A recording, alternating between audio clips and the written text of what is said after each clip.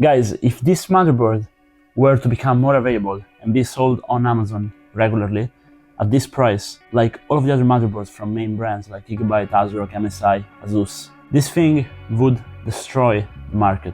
So welcome back at ImWateringPSUs, and here we are with yet another Chinese motherboard review.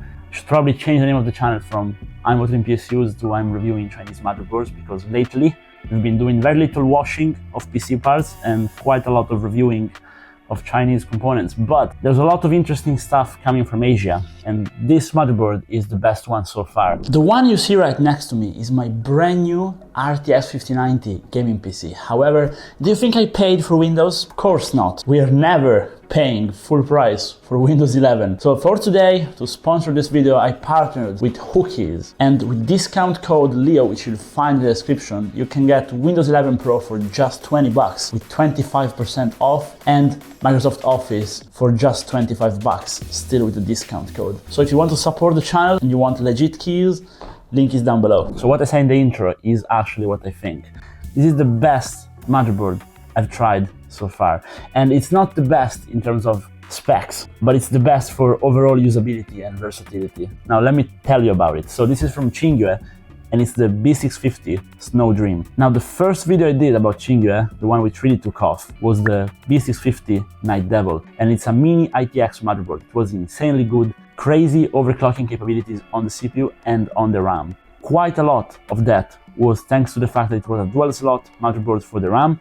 It was very small, so very little traces, and they did it well. The BIOS was crazy. They had some tuning under the BIOS which you can't really see, but you can feel in the performance. It was performing better than a Strix B650 out of the box. It was crazy for 100 bucks. However, it was a mini ATX motherboard, so not very versatile, very little onboard internal I/O, unfortunately, very little RGB ports, very little fan ports. It had its limitations. Well, they finally released a micro ATX motherboard, and they also made it white, so we can now match it with all white fans in cheap computers, which we like to build here. Now, by expanding the motherboard, they did make some very weird choices in terms of like the placement of the 24-pin connector, the placement of the CMOS battery. CMOS battery, I actually like where they placed it, because it's a lot easier to do a clear CMOS if you need to, and lately with Ryzen we've been needing to if you swap out hardware a lot. But anyways, aside from the very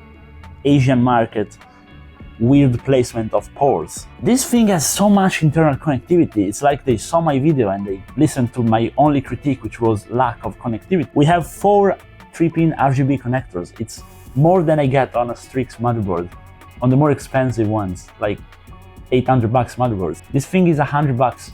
You have coupons on AliExpress, you can manage to get it for like 90 if you're just on it. However, it is frequently out of stock. I'm telling you, I had issues to buy it because I saw it like a month ago, and I finally managed to get one in, because every time I was trying to order it, my order got cancelled. But anyways, if you manage to buy it, it's worth it. Also, guys, it has an anime girl on the heatsink. Now, you know I'm a big fan of anime girls, okay? Like every time I see one on a cooler, I'm like, this cooler is 10 out of 10. If it doesn't have an anime girl, but it's chart topper, I'm like 9 out of 10. It's very important. But jokes aside, the aesthetic is on point. The internal I/O is on point. The external I/O on the back of the I/O shield is great. They also put a clear CMOS button, which is very handy. We have 3 USB Gen 3, we have even a USB-C and plenty of USB 2.0. We have a 2.5 gigabit LAN, and we even have the optical out, which I like because I have some headphones which still utilize it, and some motherboards got rid of it. Now, it doesn't come with Wi-Fi.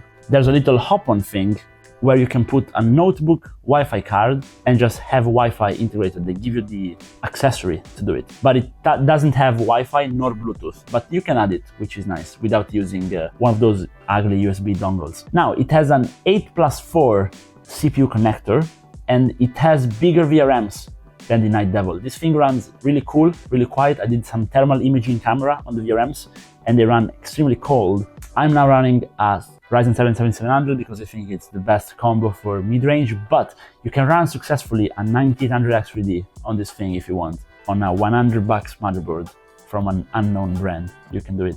It has very interesting M.2 placement, because if you're a fan of ROG, you know that they have the top of the line motherboard with the NVMe basically placed on the side of the RAM. Well, they did this here and it's super handy. So my main NVMe, I did mount it there, even though we have another 2 slots under the GPU, because I figured now I can take off my NVMe without taking off my GPU, which is very handy, because in high-end builds especially, that's why ROG does it. For example, if you put a custom loop on your graphics card, then if you want to swap out your NVMe or if you break it, you're going to have to undo the custom loop. But if it's there, you can just take it off. So this is a smart design, smart choices, because let's be honest, what's there usually? There's nothing there. Now, they did maintain the 2 slot for the RAM.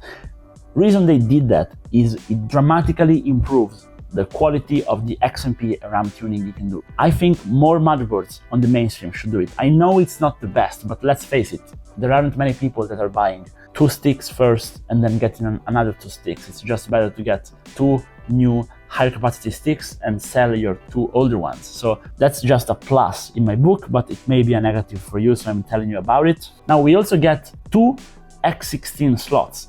Now these are Gen 4, they're not Gen 5. Okay, and the NVMEs as well, they are only Gen 4, up to Gen 4. However, they do full speed of Gen 4, no problem, on the PCIe slot as well as the NVMe.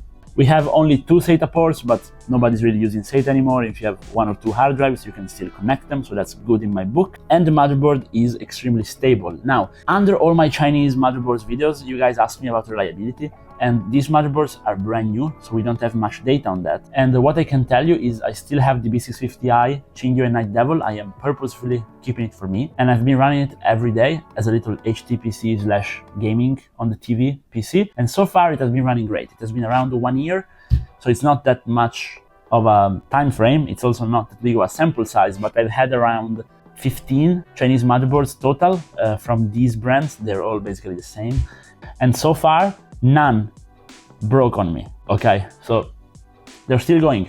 However, you may encounter dead on arrival issues, but AliExpress has been getting a lot better with refunding you. These motherboards currently are available exclusively on AliExpress or on the motherboard's website, of course. And if you have a problem, they will just reimburse you. Maybe you have to send them back, but they will pay for the sending it back. They are trying to get like Amazon. So you do have a warranty, even if it breaks after a few weeks. And they have been pretty good with customer support with me. I have had other items break or one motherboard arrived on arrival and they've always reimbursed me. So my review is actually fully positive. This motherboard is the best one so far. 10 out of 10 for me. Of course, we are talking relative to the price. This is a mid-range motherboard, low to mid-range motherboard, let's say.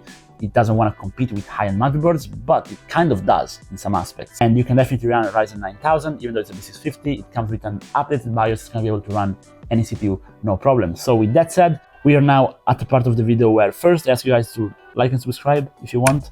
And then I want to hear if you guys have one of these, like just a Jginyue motherboard in general.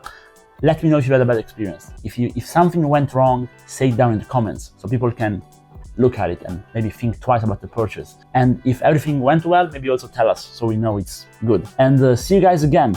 Bye bye.